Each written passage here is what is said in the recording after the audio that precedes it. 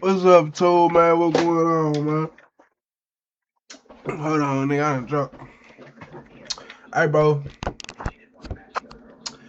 We back here with another one, bro. We back here with another video, bro. Another one, bro. Like I said, my nigga, we on the street, my nigga. And when we on the street, nigga, we gonna keep uploading, bro. I ain't gonna hold you niggas no longer, though. We gonna get straight to it, bro. Straight up. You gonna lose your bag. I ain't gonna lose. Hands behind your back. Nigga on the power trip. I already said, nigga. Nigga on the whole power trip, bro. Step out of the car. Damn, nigga. You're gonna be tasered. Help! If you've ever been pulled over and felt like the officer was trying to turn it into something bigger, then you know this kind of cop. Because this cop was a cop looking to That nigga like Cash Patel, nigga, that FBI director, nigga. That's what this nigga look like. a fight. Because all this body camera footage you just saw started with a simple traffic stop, but ended with Officer Furman using a taser and escalating the encounter into unlawful use of force. And the scariest part of this is that the body... Get some bitches on my screen. This is gonna be a good one, bro. Cheers, nigga. Camera footage shows you how he does it step by step, like he's done it hundreds of times. Because he has. I'm Jeff Hampton, the People's Lawyer, and in this video I'm going to show you the body camera footage of Mark Furman, an officer who crossed the line from doing his duty as an officer into criminal activity that he got away with for far too long. I'm also going to cover the 3 moves he uses to escalate a routine traffic stop and the exact steps you can say and do to protect yourself from cops just like this without making the situation worse. That's what you're dealing with. And you're about to see what happened to the citizen he laughed at, who ended up taking everything from him. July 20th, 2024, Melvindale, Michigan. A small city just south of Detroit, a man named Dracar Williams is driving through his neighborhood when he goes around some traffic barricades. Now, should he have been driving around those barricades? Probably not. Was his license suspended? Yes, it was. But what happens next has nothing... Well, hell, shit. No shit, nigga. What the fuck, nigga? Nigga, what I be telling you niggas, bro? Make sure, nigga, y'all always have y'all shit up to date for y'all go on any type of ride, nigga. Cause you will have a police officer, just like they talking about in this video, who gonna do the over extreme, my nigga. You can't get mad, nigga. Like I said, there ain't no rules in this shit. This shit ain't supposed to be fair, nigga. Straight up. Nothing to do with barricades or a suspended license. Because what this officer does is not just wrong, it's criminal. But before we lay it all out, I want to walk you... Did he go to jail? If he didn't go to jail, none of this shit didn't matter. Through this piece by piece because every detail of what this cop did matters. So Lieutenant Matthew Furman, the highest ranking officer on patrol that day, pulls Williams over. Williams has his girlfriend in the passenger seat and in the back seat, 2 small children. Listen to his tone. This isn't a conversation. Go and step out of the car for me. And why am I stepping Because you're out? refusing to provide information. I asked your middle name. That is relevant. You're refusing to provide it. This isn't license and registration, please. From the jump, Furman is escalating the encounter. And here's where it gets worse, because Furman calls for backup. And when a second officer arrives, Furman orders Williams out of the car. Williams gets out of the car. Furman orders him to put his hands on the... Doing too much. He's doing too much. Williams gets out of the car. Furman orders him to put his hands on the top of the car, and he does that too. But what happens in the next few seconds, I need you to pay close attention to. Because this is where Furman crosses over from aggressive cop to complete criminal. That is hot. Okay.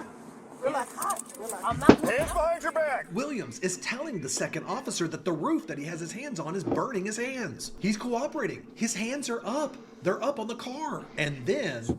Hands behind your back. He got me! That's crazy, bro. Like, damn, bro, y'all gotta do it. And then look, bro, you got this nigga right here, oh Uncle Tom ass nigga, fucking coon, nigga. Watching him do your peoples like that, bro. But that's why you joined the force, my nigga. He joined the force because he felt like black people don't like him. So that's why he joined the force. And he was getting bullied in high school, and now he just, you know what I'm saying? Man, fuck this nigga, bro. He dry stabbed me from everywhere, from my arms, my legs, my butt, He wouldn't stop. 40 seconds. Furman tased this man for over 40 seconds, Yeah. all while ordering him to stop moving, even though his body is moving uncontrollably from electricity pulsing through it. That's no longer a command. That's torture because he knew he couldn't comply with his own command and used it as an excuse to continue to tase him, while the man's children are feet away watching their father convulse on the ground. Now look, I'm a criminal lawyer and I've seen lots of body camera footage. But I've got to tell you something about the footage we just watched. In any use of force analysis, you look at one thing. Was the force proportionate to the threat? Hell Williams no. was outside the car. His hands were on the roof. A second officer was already holding him. And Oh shit, I thought you was fucking black, nigga. No mind, I'll take everything I said back, nigga. Man, look at this nigga. What this like? Nigga, I didn't know we had Arab police officers, nigga. Look at y'all Williams did stepping the not have game a up. weapon. There was no threat. This wasn't force. This was punishment. But here's the thing, and this is most important after all of this. Furman wasn't disciplined for what he did here. Never suspended. Never written up. Never, nigga. Why would he? We all know that the police will never in their life go against one of their own. Nigga, that gang, my nigga. Police will never go against their own, nigga. So why, you know what I'm saying? Like, nigga, we can't expect for the police. See, because at the end of the day, bro, when the police is getting investigated, they getting investigated by themselves, nigga. How you gonna find some shit on yourself, nigga? You gonna try to hide the shit. You know what I'm saying, bro? Straight up, bro, man. Like I say, bro, these rules was built against us, nigga. The rule wasn't for us, nigga. So you gotta know how to play that shit right, bro. You know what I'm saying?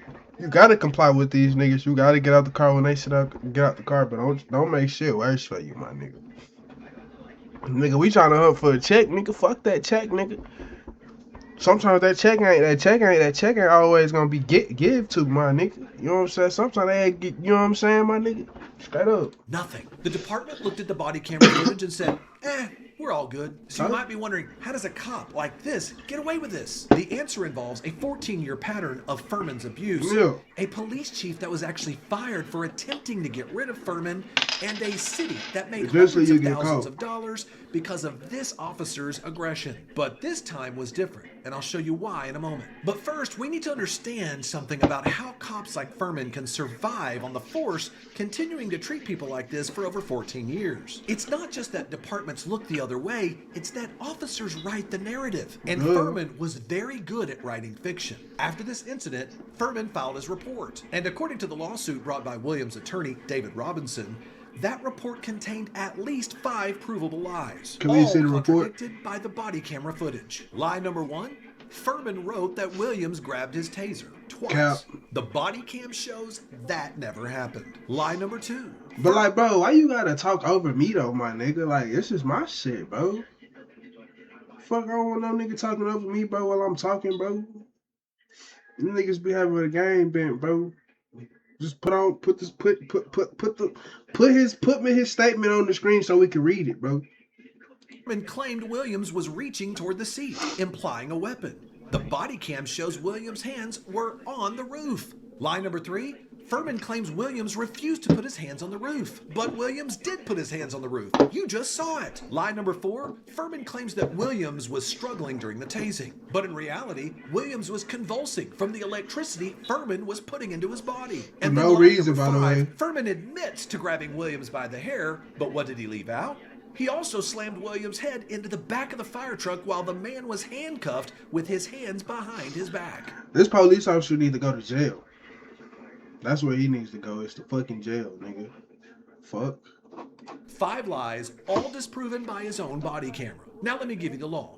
In 1989, the Supreme Court decided Graham versus Connor. This case defined how every excessive force claim in America was to be analyzed. The standard is objective reasonableness. Would a reasonable officer facing the same circumstances have used the same force? No, You but look this at nigga 3 had a factors. power Number trip. 1, the severity of the crime. Number 2, whether the suspect poses an immediate threat. And number 3, whether the suspect is actively resisting. Now, factor 1, the severity of the crime. Williams drove around a barricade and only had a suspended license. That's a misdemeanor, not a felony. He wasn't a danger to anyone. Factor 2, did he pose a threat? Well, his hands were on the roof. Another assistant officer was right there apprehending him. He had no weapon and he was not being aggressive. Yeah. And finally, factor number 3, was he actively resisting? Arguably, he was complying. He got out of the car, he put his hands up, and he asked for a supervisor. 0 out of 3. Under Graham versus Connor, this tasing fails every one of those factors. It wasn't just wrong, it was completely unconstitutional. And there's another case on point. In 2010, the Ninth Circuit decided Bryan versus McPherson, known as the landmark taser case. An officer tased a compliant man during a traffic stop, and the court ruled that it was a Fourth Amendment violation. The court held that a taser constitutes significant force and requires justification for its use. Sound familiar? A compliant man?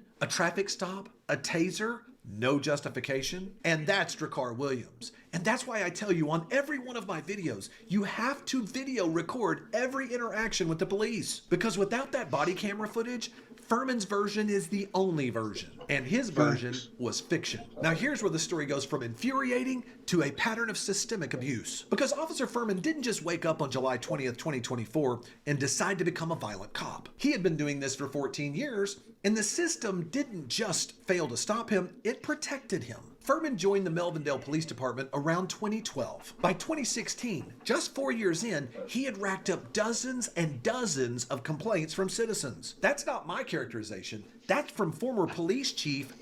He was the type of nigga get beat up in high school, bro. Them be the same niggas who be police officers and be having power trips and shit, bro. They the police officers that make other police officers look bad, my nigga. Straight up, bro. Niggas be on a power trip, bro. Fuck you on a power trip for, bro. Nigga, you care about your job that much, bro? For real, bro? Ain't nobody in this world give a fuck about their job, bro. You care about your shit so much, my nigga, where you gotta do all this extra shit, bro. You putting a target on your back as a police officer, nigga.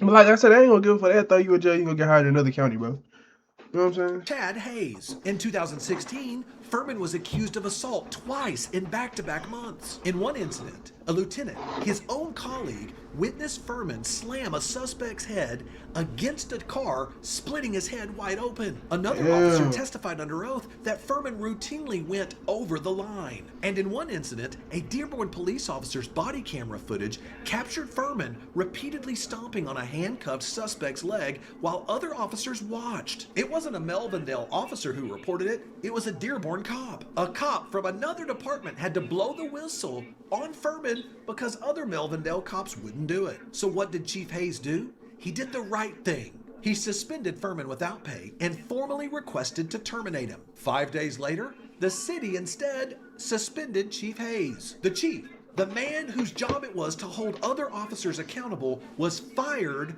for firing a corrupt cop. And you want to know why? Money. Yeah, nigga, he went against their rules, nigga. You can't see as a white man, but you can't go against your boss's rules, my nigga. You know what I'm saying? They don't want you to nigga, the white man is so stingy that they won't even let the white man break their rule. Nigga, that if the white man break the white man rule, the white man will be punished for breaking that rule, bro. You know what I'm saying, bro? So yeah, nigga. He got fired for breaking their rules, my nigga. You know what I'm saying, bro? Like I say, bro, like the police, they go for each other, nigga. They got that gang, nigga, they locked in, bro. So nigga, if you doing something, they gonna turn. If a police officer is doing something, the other police officer gonna turn the blind eye, gonna look the other way. You know what I'm saying? So when a nigga do like, hey, bro, when a nigga do say something to him about what he doing wrong, like, nigga, who is you talking to, bro? Like, nigga, you know who we are, bro?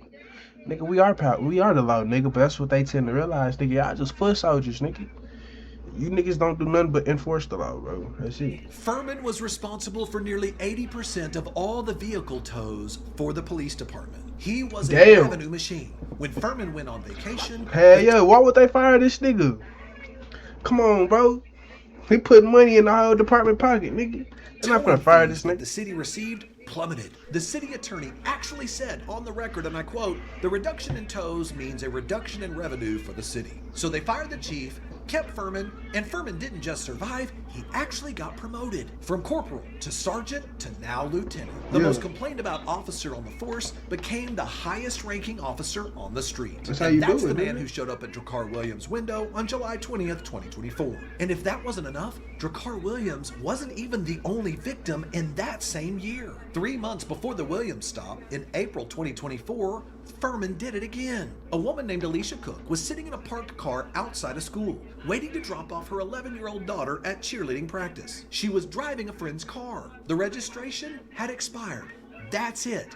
That was her crime. Furman approached her, but when she didn't produce her license fast enough, that's when Furman went nuts. Hey, you, wait a Hand me minute. the My key. children is in here. Now give me your ID. No, I'm not giving you hands. You have to quit. Yeah, hell no. Get your hands off my knee. You're gonna be tasered. Help! Like, what the fuck, There she bro? is, being tased in front of her children for an expired registration on a Bro, how do y'all let this nigga keep going though, bro? Like, car. come on, bro. Like, nigga feel like the public eye, bro. Y'all should have been fired this nigga, bro. I ain't That gonna wasn't lie. even hers. I can definitively tell you after reviewing this body camera footage, his decision to use force here with a taser was completely unjustified and does not pass the Fourth Amendment test. So after this incident, was Furman disciplined? Absolutely not. Not a single consequence. The charges against Miss Cook, resisting arrest, interference with an officer, she had to hire a lawyer. She had to fight it in court. And then the charges were very quietly dropped. But it still cost her everything.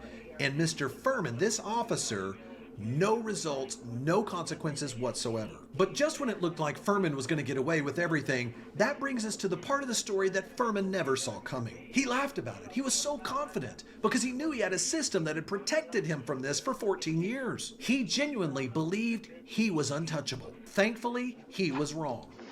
Nobody's untouchable, my nigga. Nobody, nigga. Eventually, nigga, you gonna get touched, nigga. Straight up, nigga.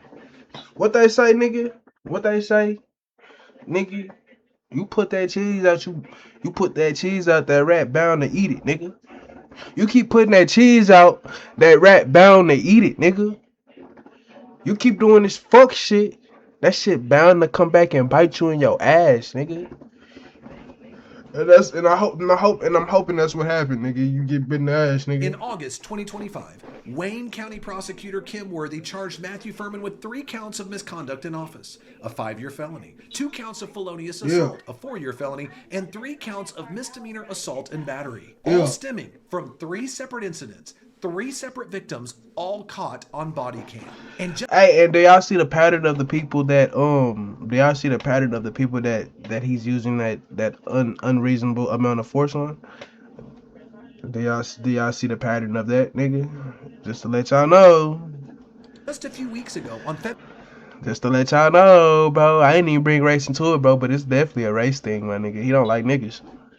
February 11th, 2026, the new Melvindale police chief fired Furman. The termination letter read, and I quote, "It is without question that your conduct warrants termination for cause." And Drakkar Williams, the man Furman tased for over He ain't 40 go to seconds, jail? laughed at, taunted, and told, You're gonna lose your freedom because you get to go to jail today, mother.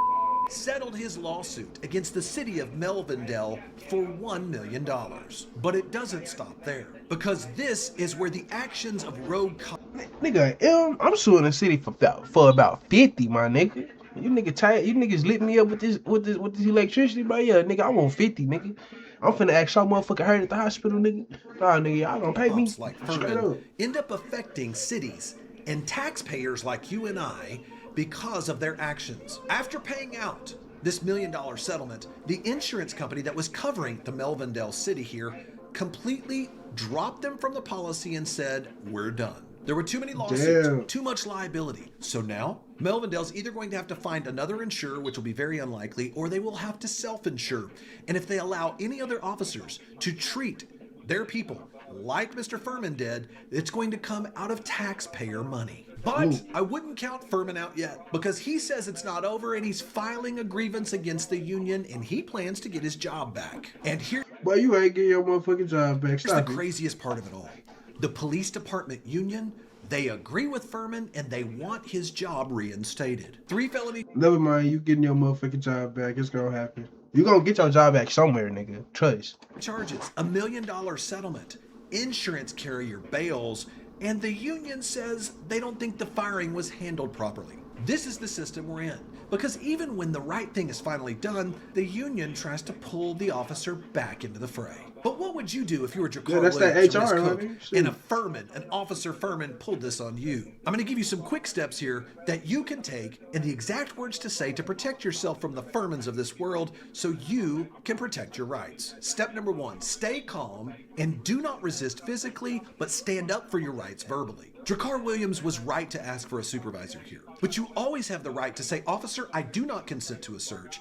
I will not answer any further questions without my lawyer present." But never physically resist, even if the Furmans of this world are clearly wrong. Because Never, you see, nigga. Officer Furman's looking for you to resist so that it will give him a justification to go absolutely nuts on you and physically abuse you. Your fight is in the... And he did that shit in front of them kids, nigga. He ain't give no fucks about you, my nigga.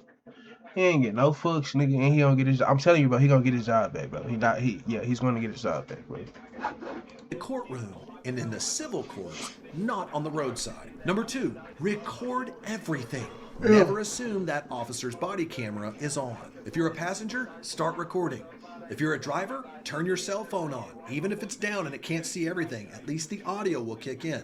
If you're running a dash cam, have it running all the time. The only reason Furman is facing any charges right now is because there was video camera footage that captured it all. Without video, it's your word against that corrupt cop's word, and every single time the system will side with that officer. Every Number time. 3, get the officer's full name and their badge number. You have a right to ask. Write it. And to my black folk, our community, bro, nigga, we have a problem. Well, yeah, we have a problem that we'll ask for their badge and they name, their badge number and their name, and nigga, we ain't gonna do shit after that, nigga. And they'll give it to us because we know we ain't gonna do shit with it, because they know we ain't gonna go through that whole system process of trying to get them fired or whatever, nigga. Straight up, nigga. So listen to this, my nigga. Listen to this, my nigga. You get that badge number and you get his name, nigga. You make sure you get this nigga fired, nigga.